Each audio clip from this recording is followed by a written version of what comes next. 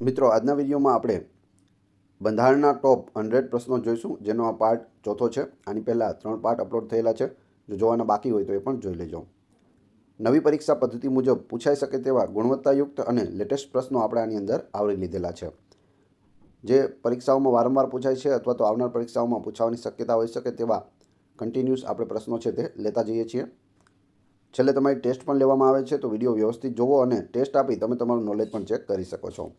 એ સિવાય આની પીડીએફ પણ તમને પ્રોવાઈડ કરાવવામાં આવશે. તો જોઈએ ખૂબ જ અગત્યનો આ વિડીયો. ઉચ્ચ ન્યાયાલયના ન્યાયાધીશને શપથ કોણ લેવડાવે છે? સંબંધિત રાજ્યના રાજ્યપાલ લેવડાવે છે. કોણ લેવડાવે? તો રાજ્યપાલ. ઉચ્ચ ન્યાયાલયના ન્યાયાધીશ તરીકે નિમણૂક પામવા કેટલા વર્ષ સુધી ન્યાયિક પદનો અનુભવ જરૂરી છે? તો જવાબ આવશે 10 વર્ષ સુધીનો અનુભવ હોવો જોઈએ. ઉચ્ચ ન્યાયાલયના ન્યાયાધીશ કેટલા વર્ષની ઉંમરે નિવૃત્ત થાય છે?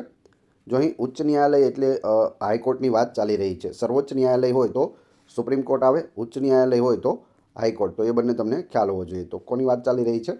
હાઈકોર્ટની વાત ચાલુ છે. તો જવાબ આવશે 62 વર્ષ હોય છે. ઉચ્ચ ન્યાયાલયના ન્યાયાધીશની ઉંમર બાબતે વિવાદ થાય તો મુખ્ય ન્યાયાધીશની સલાહથી અંતિમ નિર્ણય કોણ લે છે? ઉંમર બાબતે જો વિવાદ થયો હોય તો તેમાં અંતિમ નિર્ણય છે તે રાષ્ટ્રપતિ દ્વારા લેવામાં આવે છે. કોની સલાહથી? તો મુખ્ય ન્યાયાધીશની સલાહ લઈ અને લેવામાં આવે છે. કોઈપણ ઉચ્ચ ન્યાયાલયના ન્યાયાધીશની સંખ્યા કોણ નક્કી કરે છે? કઈ હાઈકોર્ટમાં કેટલા જજ રહેશે તે કોણ નક્કી કરે છે? રાષ્ટ્રપતિ નક્કી કરે છે. ગુજરાત રાજ્યની ઉચ્ચ ન્યાયાલય ક્યાં આવેલી છે? તો તે અમદાવાદ ખાતે આવેલી છે. સોલા વિસ્તાર, અમદાવાદ. ઉચ્ચ ન્યાયાલયના ન્યાયાધીશોને તેમના હોદ્દા પરથી હટાવવા કઈ પ્રક્રિયાનો ઉપયોગ થાય છે? તો જવાબ આવશે સર્વોચ્ચ ન્યાયાલયના ન્યાયાધીશોને હટાવવા વપરાતી પ્રક્રિયા. સુપ્રીમ કોર્ટના ન્યાયાધીશને હટાવવા માટે જે પ્રક્રિયાનો ઉપયોગ થાય છે તે જ પ્રક્રિયા છે તે હાઈકોર્ટના ન્યાયાધીશને હટાવવા માટે થાય છે. કઈ છે તે આપણે આગળ જોઈશું. ઉચ્ચ ન્યાયાધીશોની એક ઉચ્ચ ન્યાયાલયમાંથી બીજા ઉચ્ચ ન્યાયાલયમાં સ્થળાંતર એટલે કે બદલી કરવાની સત્તા કોને છે? એક હાઈકોર્ટમાંથી બીજી હાઈકોર્ટમાં બદલી કરવી હોય તો કોણ કરી શકે? રાષ્ટ્રપતિ કરી શકે. ભારતના મુખ્ય ન્યાયાધીશની સલાહથી તેઓ કરી શકે છે. બંધારણના કયા અનુચ્છેદ મુજબ ઉચ્ચ ન્યાયાલયને રીટ બહાર પાડવાની શક્તિ છે? તો જવાબ આવશે અનુચ્છેદ 224.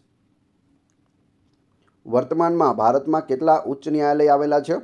તો હાલ આજની તારીખ સુધીમાં 25 હાઈકોર્ટ છે તે ભારતમાં આવેલી છે. ભારતમાં સૌપ્રથમ ઉચ્ચ ન્યાયાલયની સ્થાપના ક્યાં કરવામાં આવી હતી? મુંબઈ, ચેન્નઈ અને કલકત્તામાં કરવામાં આવી હતી. કયા અધિનિયમ અંતર્ગત મુંબઈ, કોલકાતા અને ચેન્નઈમાં ઉચ્ચ ન્યાયાલયની સ્થાપના કરવામાં આવી? તો જવાબ આવશે ભારતીય ઉચ્ચ ન્યાયાલય અધિનિયમ 1801. ભારતમાં સૌપ્રથમ કયા વર્ષે મુંબઈ, કોલકાતા અને ચેન્નઈ ખાતે ઉચ્ચ ન્યાયાલયની સ્થાપના કરવામાં આવી હતી? તો જવાબ આવશે 1862માં. ભારતમાં કયા કેન્દ્રશાસિત પ્રદેશને પોતાનું ઉચ્ચ ન્યાયાલય છે? દિલ્હીને પોતાનું ઉચ્ચ ન્યાયાલય છે. ભારતનું સૌથી મોટું ઉચ્ચ ન્યાયાલય કયું છે? અલ્હાબાદ ઉચ્ચ ન્યાયાલય, અલ્હાબાદ હાઈકોર્ટ. ઉચ્ચ ન્યાયાલયનો ક્ષેત્રાધિકારને ઘટાડવા અથવા વધારવાની સત્તા કોની પાસે છે? જવાબ આવશે સંસદ પાસે છે. તેનું ક્ષેત્ર ઘટાડી પણ શકે અને વધારી પણ શકે. 2 અથવા તેથી વધુ રાજ્યો અને કેન્દ્રશાસિત પ્રદેશો માટે એક સંયુક્ત ઉચ્ચ ન્યાયાલયની સ્થાપના કરવાની સત્તા કોની પાસે છે? સંસદ કાયદા દ્વારા સ્થાપના કરી શકે છે. એક ઉચ્ચ ન્યાયાલય હોય તો તેમાં 2 રાજ્યોનો સમાવેશ કરવામાં આવે અથવા તો 2 રાજ્યો અને કેન્દ્રશાસિત પ્રદેશ, એ રીતે એક હાઈકોર્ટમાં સમાવેશ થાય. એ કોણ કરી શકે? સંસદ કરી શકે કાયદા દ્વારા. ઉચ્ચ ન્યાયાલયમાં ન્યાયાધીશોની નિમણૂક માટે રાષ્ટ્રપતિ કોની પાસેથી સલાહ લે છે? સર્વોચ્ચ ન્યાયાલયના મુખ્ય ન્યાયાધીશ પાસેથી અને બીજા છે સંબંધિત રાજ્યના ઉચ્ચ ન્યાયાલયના મુખ્ય ન્યાયાધીશ પાસેથી અને ત્રીજા છે સંબંધિત રાજ્યના રાજ્યપાલ પાસેથી. તો આ 3 લોકો પાસેથી છે તે સલાહ લે છે રાષ્ટ્રપતિ ઉચ્ચ ન્યાયાલયના ન્યાયાધીશોની નિમણૂક માટે. કોણ કોણ? તો એક તો સુપ્રીમ કોર્ટના મુખ્ય ન્યાયાધીશ, બીજા જે રાજ્યમાં ન્યાયાધીશોની નિમણૂક કરવાની છે તે હાઈકોર્ટના મુખ્ય ન્યાયાધીશ અને જે તે રાજ્યના રાજ્યપાલ. ઉચ્ચ ન્યાયાલયનો ન્યાયાધીશ પોતાનું રાજીનામું કોને આપે છે? તો ભારતના રાષ્ટ્રપતિને આપે છે. હાઈકોર્ટના ન્યાયાધીશને રાજીનામું આપવું હોય તો તે કોને આપે? ભારતના રાષ્ટ્રપતિને. ઉચ્ચ ન્યાયાલયના ન્યાયાધીશને કયા 2 આધારો પર હટાવી શકાય છે? તો એક છે ગેરવર્તણૂક અને બીજું છે અસમર્થતા. તેની લાયકાત ન હોય અને તે ઉચ્ચ ન્યાયાલયમાં ન્યાયાધીશ બની ગયા હોય તો અસમર્થતામાં આવશે, અને ગેરવર્તણૂક જો કરે તો તેને હટાવી શકાય છે. ઉચ્ચ ન્યાયાલયના ન્યાયાધીશોને હટાવવાની સત્તા કોની પાસે છે? તો જવાબ આવશે સંસદના પ્રસ્તાવ દ્વારા, રાષ્ટ્રપતિ દ્વારા છે તે હટાવી શકાય છે. પહેલાં સંસદમાં પ્રસ્તાવ રજૂ કરવો પડે છે, તે પ્રસ્તાવ પાસ થાય પછી રાષ્ટ્રપતિ પાસે જાય અને રાષ્ટ્રપતિ છે તે હટાવી શકે છે. કોઈ રાજ્યના ઉચ્ચ ન્યાયાલયના ન્યાયાધીશોને પગાર શામાંથી આપવામાં આવે છે? તો તેઓને પગાર છે તે સંબંધિત રાજ્યની સંચિત નિધિમાંથી આપવામાં આવે છે. શેમાંથી અપાય છે? સંચિત નિધિમાંથી. ઉચ્ચ ન્યાયાલયમાં ન્યાયાધીશના પદ પર નિમણૂક પામનાર સૌપ્રથમ મહિલા કોણ હતા? હાઈકોર્ટમાં ન્યાયાધીશ બન્યા હોય તેવા સર્વપ્રથમ મહિલા છે અન્ના ચાંડી. ભારતમાં ઉચ્ચ ન્યાયાલયના મુખ્ય ન્યાયાધીશના પદ પર નિમણૂક પામનાર સૌપ્રથમ મહિલા કોણ હતા? જો અહીં ખાલી ન્યાયાધીશની વાત છે, અહીં મુખ્ય ન્યાયાધીશની વાત છે. તો જવાબ આવશે લીલા શેઠ. લીલા શેઠ છે તે સર્વપ્રથમ હાઈકોર્ટના મુખ્ય ન્યાયાધીશ બન્યા હતા. બંધારણના કયા ભાગમાં સર્વોચ્ચ ન્યાયાલય અંગે જોગવાઈ કરવામાં આવી છે? તો એ ભાગ છે 5. 5મા ભાગમાં સર્વોચ્ચ ન્યાયાલય અંગે જોગવાઈ છે. ભારતના બંધારણમાંના કયા અનુચ્છેદમાં ભારતમાં એક સર્વોચ્ચ ન્યાયાલયની જોગવાઈ કરેલી છે? તો જવાબ આવશે અનુચ્છેદ 124, 124. સ્વતંત્ર ભારતમાં સર્વોચ્ચ ન્યાયાલય સ્થાપના સમયે કુલ કેટલા ન્યાયાધીશ હતા? તો સર્વોચ્ચ ન્યાયાલયની જ્યારે સ્થાપના થઈ ત્યારે ન્યાયાધીશ હતા 8, એટલે કે 7 + 1, એક મુખ્ય ન્યાયાધીશ અને 7 અન્ય ન્યાયાધીશો, ટોટલ 8 હતા. વર્તમાનમાં સર્વોચ્ચ ન્યાયાલયમાં કુલ કેટલા ન્યાયાધીશ છે? જો અહીં સર્વોચ્ચ ન્યાયાલયની વાત ચાલુ થઈ ગઈ છે, એટલે કે સુપ્રીમ કોર્ટ. તો જવાબ આવશે 34. 33 + 1 મુખ્ય, ટોટલ 34 જજ છે તે સુપ્રીમ કોર્ટમાં હોય છે. સર્વોચ્ચ ન્યાયાલયના ન્યાયાધીશોની સંખ્યા વધારવાની શક્તિ કોની પાસે છે? સુપ્રીમ કોર્ટમાં ન્યાયાધીશોની સંખ્યા વધારવી હોય તો કોણ વધારી શકે? તો તે સંસદ વધારી શકે છે. સર્વોચ્ચ ન્યાયાલયના ન્યાયાધીશોની નિમણૂક કોણ કરે છે? રાષ્ટ્રપતિ કરે છે. સર્વોચ્ચ ન્યાયાલયના મુખ્ય ન્યાયાધીશોની નિમણૂક કોણ કરે છે? તો જવાબ આવશે રાષ્ટ્રપતિ. સર્વોચ્ચ ન્યાયાલયના ન્યાયાધીશોની નિમણૂક કરવા રાષ્ટ્રપતિ મુખ્ય ન્યાયાધીશ અને અન્ય ન્યાયાધીશની સલાહ લે છે તેને શું કહે છે? તો તેને કોલેજિયમ સિસ્ટમ કહે છે. સર્વોચ્ચ ન્યાયાલયના મુખ્ય ન્યાયાધીશ બનવાની યોગ્યતામાં ભારતના નાગરિક સિવાય બીજી કઈ યોગ્યતા હોવી જોઈએ? 5 વર્ષ સુધી કોઈ ઉચ્ચ ન્યાયાલયનો ન્યાયાધીશ રહી ચૂક્યો હોય અથવા 10 વર્ષ સુધી ઉચ્ચ ન્યાયાલયમાં વકીલાત કરી હોય. સુપ્રીમ કોર્ટના મુખ્ય ન્યાયાધીશ બનવું હોય તો ઓછામાં ઓછા 5 વર્ષ માટે હાઈકોર્ટના મુખ્ય ન્યાયાધીશ અથવા તો ન્યાયાધીશ હોવા જોઈએ, અને 10 વર્ષ સુધી ઉચ્ચ ન્યાયાલયમાં એટલે કે હાઈકોર્ટમાં વકીલાત કરી હોવી જોઈએ. બેમાંથી કોઈ પણ હોય તો ચાલે. બંધારણના કયા અનુચ્છેદ મુજબ રાષ્ટ્રપતિ સર્વોચ્ચ ન્યાયાલયના ન્યાયાધીશની નિમણૂક કરે છે? તો એ અનુચ્છેદ 124 મુજબ કરે છે. સર્વોચ્ચ ન્યાયાલયનો ન્યાયાધીશ કેટલી ઉંમર સુધી પોતાના હોદ્દા પર રહી શકે છે? તો જવાબ આવશે 65. જો હાઈકોર્ટમાં કેટલા હતા? 62 વર્ષ હતા. સુપ્રીમ કોર્ટ આવે તો ત્યાં 65 વર્ષ થઈ જાય છે, તો એ ખાસ યાદ રાખવું. સર્વોચ્ચ ન્યાયાલયના ન્યાયાધીશને કઈ રીતે તેમના હોદ્દા પરથી હટાવી શકાય છે? જવાબ આવશે સંસદના બંને ગૃહોની કુલ સભ્યોની બહુમતીથી અને હાજર મત આપનારાની 2/3 બહુમતીથી છે તે સર્વોચ્ચ ન્યાયાલયના ન્યાયાધીશને હટાવી શકાય છે. આ જ પ્રક્રિયા છે તે હાઈકોર્ટમાં પણ લાગુ થાય છે. સર્વોચ્ચ ન્યાયાલયના ન્યાયાધીશને કયા 2 જ આધારો પર હટાવી શકાય છે? તો 2 આધાર કયા છે? ગેરવર્તણૂક અથવા અસમર્થતા. આપણે જે આગળ જોયું હતું તે. સર્વોચ્ચ ન્યાયાલયમાં એટલે કે સુપ્રીમ કોર્ટમાં પણ આના આધારે હટાવી શકાય છે અને હાઈકોર્ટમાં પણ આના આધારે જ હટાવી શકાય છે. સર્વોચ્ચ ન્યાયાલયના ન્યાયાધીશોને શપથ કોણ લેવડાવે છે? શપથ છે તે રાષ્ટ્રપતિ દ્વારા લેવડાવવામાં આવે છે. સર્વોચ્ચ ન્યાયાલયના ન્યાયાધીશોને પગાર શામાંથી આપવામાં આવે છે? તો ભારતની સંચિત નિધિમાંથી આપવામાં આવે છે. સુપ્રીમ કોર્ટના ન્યાયાધીશોને. હાઈકોર્ટના ન્યાયાધીશોને જે તે રાજ્યની સંચિત નિધિમાંથી અપાય છે. સર્વોચ્ચ ન્યાયાલયના ન્યાયાધીશોના પગારમાં ક્યારે ઘટાડો કરી શકાય છે? પહેલાં તો પ્રશ્ન એ થાય કે શું ઘટાડો કરી શકાય? તો જવાબ આવશે હા, ઘટાડો કરી શકાય. ક્યારે કરી શકાય? તો નાણાકીય કટોકટી હોય ત્યારે તેના પગારમાં ઘટાડો કરી શકાય છે. ભારતના બંધારણમાં કયા અનુચ્છેદ મુજબ સર્વોચ્ચ ન્યાયાલય એ નજીરી અદાલત એટલે કે અભિલેખ ન્યાયાલય છે? જવાબ આવશે અનુચ્છેદ 129 મુજબ શું છે? તો એ નજીરી અદાલત છે. કેવી અદાલત? નજીરી. તમે અહીં નજીરી અદાલત અને અભિલેખ ન્યાયાલય બંનેનું યાદ રાખજો. કોને કહેવાય છે? તો સર્વોચ્ચ ન્યાયાલયને અનુચ્છેદ 129 મુજબ. ભારતમાં કોને નજીરી અદાલત અથવા અભિલેખ ન્યાયાલય પણ કહેવામાં આવે છે? જવાબ આવશે સર્વોચ્ચ ન્યાયાલય એટલે કે સુપ્રીમ કોર્ટ. કોઈ પણ રીતે પ્રશ્ન પૂછાય તો તમને જવાબ આવડવો જોઈએ. સર્વોચ્ચ ન્યાયાલયની બેઠક ક્યાં છે? તેનું હેડક્વાર્ટર છે તે દિલ્હીમાં છે. ભારતના બંધારણની વ્યાખ્યા કરવાની સત્તા કોણ ધરાવે છે? સર્વોચ્ચ ન્યાયાલય ધરાવે છે. ભારતના બંધારણનો અંતિમ વ્યાખ્યાકાર અને સંરક્ષક કોણ છે? તો તે છે સર્વોચ્ચ ન્યાયાલય એટલે કે સુપ્રીમ કોર્ટ. અંતિમ વ્યાખ્યાકાર અને સંરક્ષક.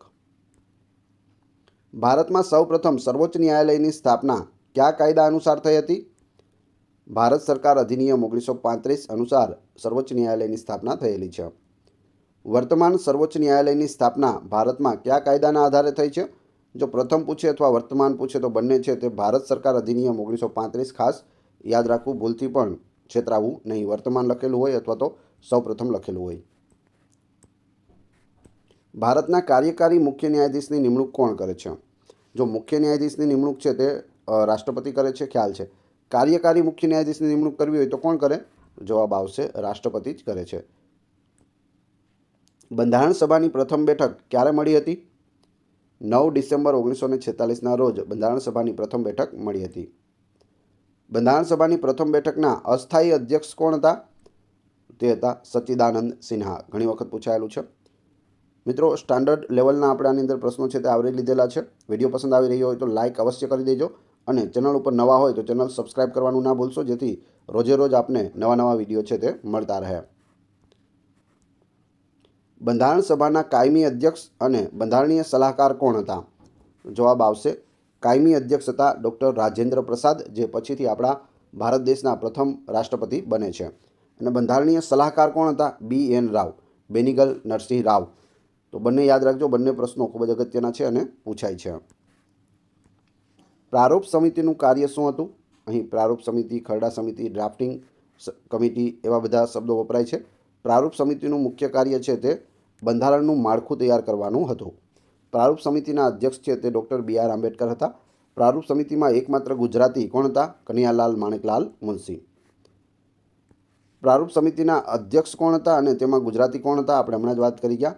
અધ્યક્ષ હતા BR આંબેડકર અને ગુજરાતી હતા કમા મુનશી.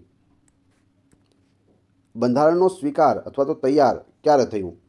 પૂછવામાં આવે બંધારણ તૈયાર ક્યારે થયું તો પણ આ જવાબ આવશે, અને બંધારણનો સ્વીકાર ક્યારે કરવામાં આવ્યો તો પણ જવાબ આવશે 26 નવેમ્બર 1949ના રોજ બંધારણ તૈયાર થઈ ગયું. બંધારણ સભાના બધા સભ્યોએ તેમાં હસ્તાક્ષર કરી અને તેને સ્વીકાર કર્યું હતું. બીજો પ્રશ્ન બને છે બંધારણનો અમલ ક્યારે થયો? બંધારણ તૈયાર થઈ ગયું 26 નવેમ્બર 1949ના રોજ, પણ તે અમલમાં ક્યારે આવ્યું? તો અમલમાં છે તે 26 જાન્યુઆરી 1950ના રોજ આવે છે, જેથી આપણે દર વર્ષે 26 જાન્યુઆરીને શું મનાવીએ છીએ? પ્રજાસત્તાક દિવસ મનાવીએ છીએ.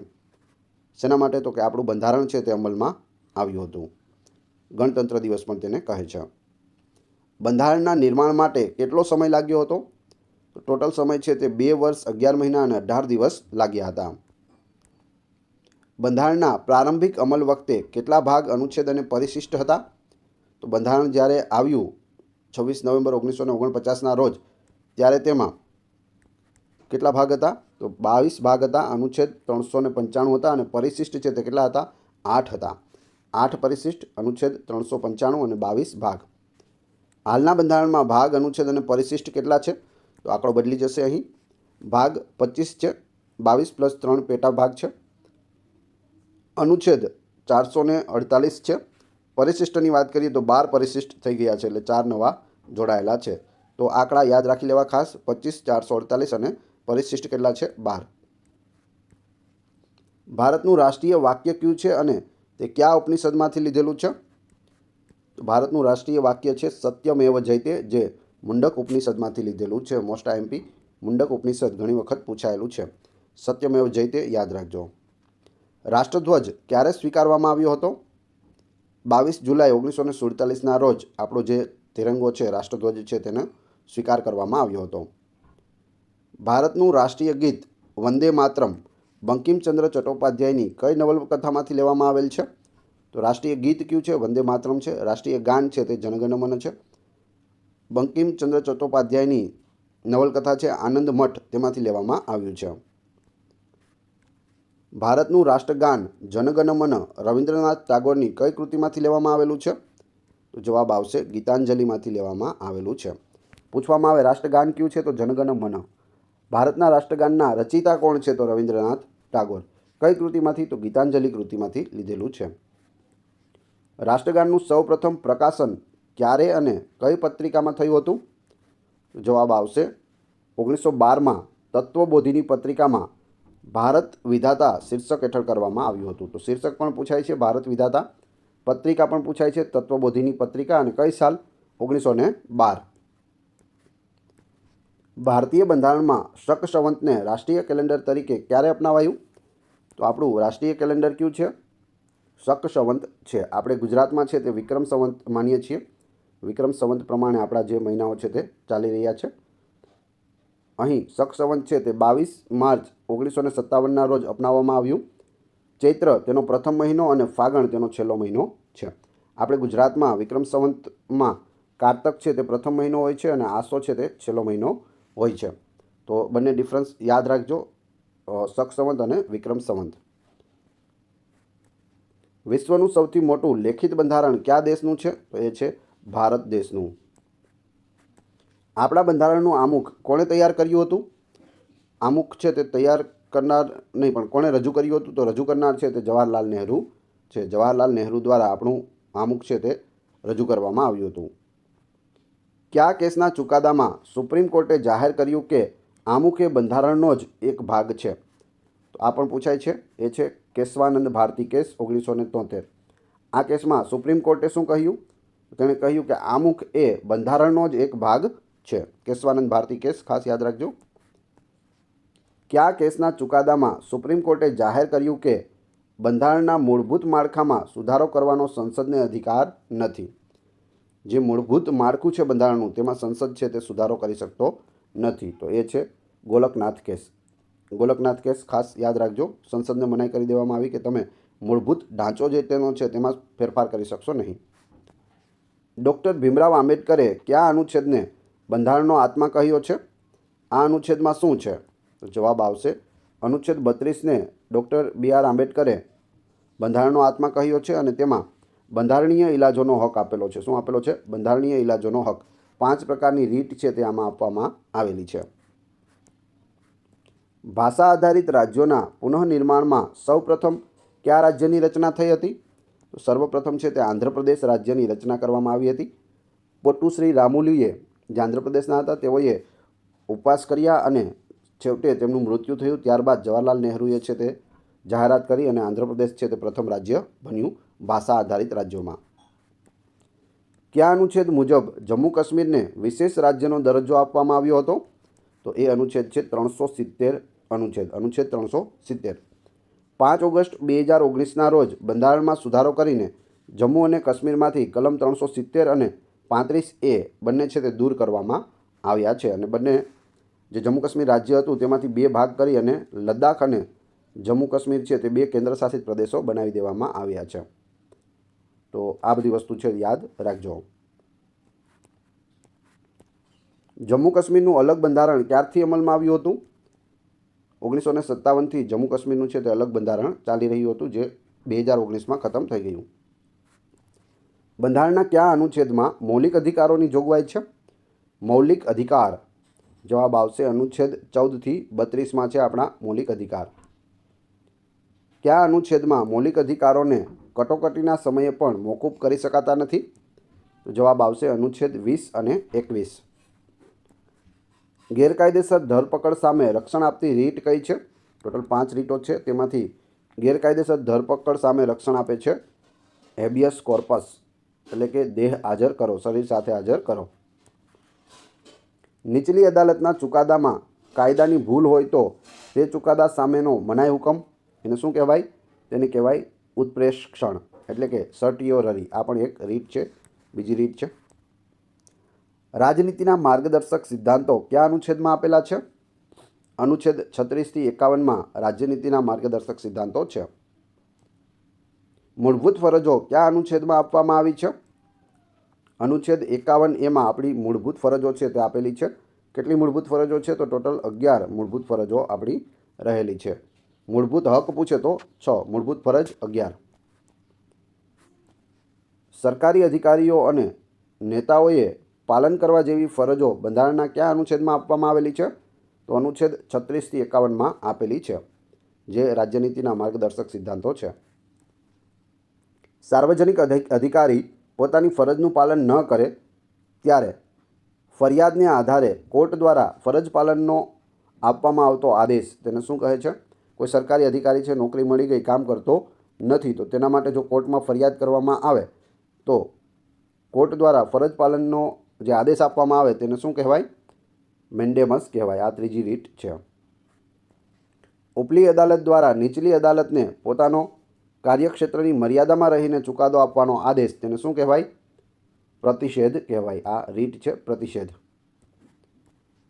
અનુચ્છેદ 17માં શેની જોગવાઈ છે? મોસ્ટ આઈએમપી ઘણી વખત પૂછાયેલું. જવાબ આવશે અસ્પૃશ્યતા નાબૂદી આપેલી છે અનુચ્છેદ 17માં. સમાનતાના હકની જોગવાઈ બંધારણના કયા અનુચ્છેદમાં છે? સમાનતાનો અધિકાર અનુચ્છેદ 14 થી લઈ અને 18 સુધી. સ્વતંત્રતાના હકની જોગવાઈ બંધારણના કયા અનુચ્છેદમાં છે? અનુચ્છેદ 19 થી 22માં સ્વતંત્રતાનો હક આપેલો છે. કોઈ સરકારી અધિકારી અયોગ્ય રીતે સત્તા પર બેઠો હોય તો તેના વિરુદ્ધ કઈ રીત દાખલ કરી શકાય? જવાબ આવશે ક્વો વોરંટો. કોઈ વ્યક્તિ છે તે દવાખાનું ખોલી અને બેઠો છે, સરકારી વ્યક્તિની વાત છે, દવાખાનામાં તેઓ અધ્યક્ષ છે અથવા તો ડૉક્ટર છે, મુખ્ય ડૉક્ટર છે, તો તેની લાયકાત નથી અને તે બની ગયો, તેની પાસે સર્ટિફિકેટ નથી, તો ક્વો વોરંટો છે તે રીત લાગુ થશે. ભારતનું નાગરિકત્વ કયા પ્રકારનું છે? તો એકલ નાગરિકત્વ છે. એકલ નાગરિકત્વ એટલે શું? તો આપણે બધા છે તે ભારતના નાગરિક છીએ. કોના નાગરિક છીએ? ભારતના. અલગ અલગ રાજ્યો માટે અલગ અલગ છે તે નાગરિકત્વ આપેલું નથી. જ્યારે અમેરિકામાં તમે રાજ્યના નાગરિકત્વ પણ ધરાવો છો અને દેશનું પણ ધરાવો છો. ત્યાં બેવડું નાગરિકત્વ છે. આપણે ભારતમાં એકલ નાગરિકત્વ છે. આપણે બધા ભારતીય છીએ. ભારતના કયા એકમાત્ર રાજ્યને બેવડું નાગરિકત્વ મળ્યું હતું? તો તે છે જમ્મુ કાશ્મીરને મળ્યું હતું, જે 2019માં ખતમ થઈ ગયું. ભારતીય નાગરિકત્વનો ઉલ્લેખ બંધારણના કયા અનુચ્છેદમાં છે? અનુચ્છેદ 5 થી 11માં ભારતીય નાગરિકત્વનો ઉલ્લેખ છે. કાયદાના શાસનના પિતા તરીકે કોણ જાણીતું છે? કાયદાના શાસનના પિતા ડાયસીને ઓળખવામાં આવે છે. ભારત દેશમાં મહિલાઓને ક્યારથી મતાધિકાર પ્રાપ્ત થયો? મહિલાઓને મતાધિકાર છે તે 1926માં પ્રાપ્ત થયો હતો. રેપો રેટ અને રિવર્સ રેપો રેટનું નિયમન કોણ કરે છે? તો તે RBI કરે છે, રિઝર્વ બેંક ઓફ ઇન્ડિયા, જેનું મુખ્ય મથક છે તે મુંબઈમાં આવેલું છે. ગુજરાતમાં ક્રાંતિ તીર્થ સાથે કોનું નામ જોડાયેલું છે? જવાબ આવશે શ્યામજી કૃષ્ણ વર્માનું. ગુજરાત વર્નાક્યુલર સોસાયટીની વ્યવસ્થાપક સમિતિમાં સ્થાન મેળવનાર પ્રથમ ગુજરાતી કોણ હતા? દલપતરામ ડાહ્યાભાઈ હતા. દેશનો સર્વોચ્ચ નાગરિક અને બંધારણના વડા એટલે કોણ? જવાબ આવશે રાષ્ટ્રપતિ. દેશનો સર્વોચ્ચ નાગરિક અને બંધારણના વડા એટલે રાષ્ટ્રપતિ. કયા કયા કેન્દ્રશાસિત પ્રદેશો રાષ્ટ્રપતિની ચૂંટણીમાં ભાગ લઈ શકે છે?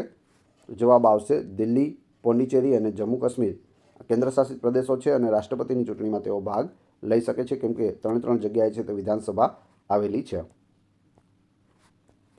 રાષ્ટ્રપતિ બનવા માટેની લઘુત્તમ વયમર્યાદા કેટલી હોવી જોઈએ? જવાબ આવશે 35 વર્ષ હોવા જોઈએ. ઓછામાં ઓછા 35 વર્ષ થયેલા હોવા જોઈએ.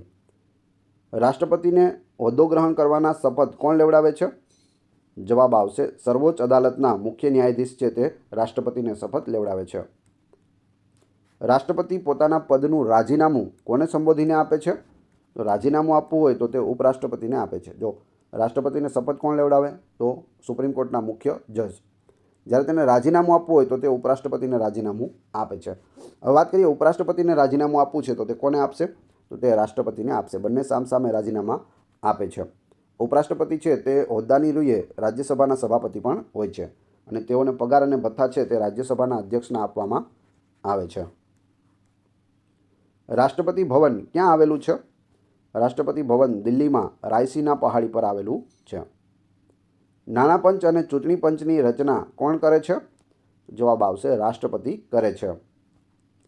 હવે તમારી ટેસ્ટ, જે આપણે વિડીયો જોયો તેમાંથી તમને અહીં પ્રશ્નો પૂછવામાં આવે છે, જેનો જવાબ તમારે ક્રમશઃ કમેન્ટ બોક્સમાં આપવાનો છે, જેથી મને ખ્યાલ આવે કેટલા લોકોએ વ્યવસ્થિત વિડીયો જોયેલો છે અને કેટલા લોકોને આ પ્રશ્નોના જવાબ આવડે છે. પ્રથમ પ્રશ્ન, ઉચ્ચ ન્યાયાલયના ન્યાયાધીશને શપથ કોણ લેવડાવે છે? 2. ગેરકાયદેસર ધરપકડ સામે રક્ષણ આપતી રીટ કઈ છે? બંનેનો જવાબ તમારે ક્રમશઃ કમેન્ટ બોક્સમાં આપવાનો છે.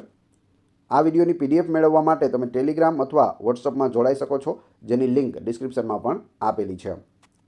વિડીયો પસંદ આવ્યો હોય તો લાઇક, કોમેન્ટ, શેર અને સબસ્ક્રાઇબ કરવાનું ના ભૂલશો. આ ચેનલ ઉપર ઘણા બધા વિડીયો અવેલેબલ છે. તમે ચેનલના નામ પર ક્લિક કરી વિડીયોમાં જઈ બધા જ વિડીયો જોઈ શકો છો. Thanks for watching my video.